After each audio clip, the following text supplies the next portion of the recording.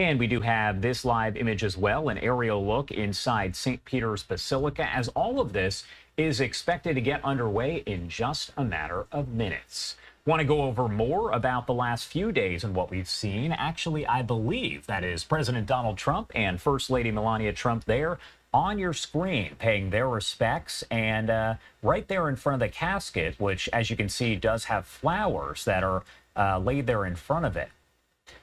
But again, this is just one of those live images we have coming in, as it's not clear if we're going to hear from President Trump or maybe Volodymyr Zelensky, Ukraine's president. A lot of world leaders, about 50 of them, along with heads of state, that are in attendance. Now, as I mentioned, the Vatican estimates that about 250,000 people did turn out to see Pope Francis lying in state over that 3-day period. And you can see some of the folks there are watching as that drone does fly overhead. They are waving at the camera.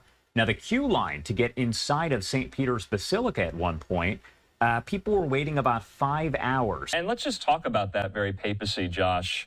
You know, all throughout, I think it's safe to characterize it, he was trying to kind of walk a fine line between bringing the church more into the 21st century and keeping the traditionalists in the church happy. Those traditionalists would be nothing happier than preferring nothing changing in the church itself.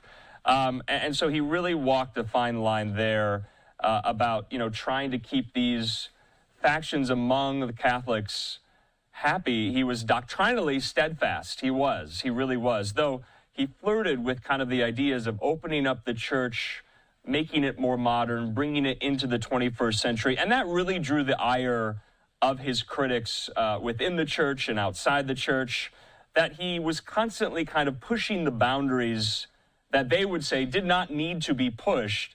But like I said, on the flip side of that, that is why a lot of lay people, non-Catholics, and some more progressive Catholics thought he was a game changer, thought he was a breath of fresh air in this 2,000-plus-year-old institution.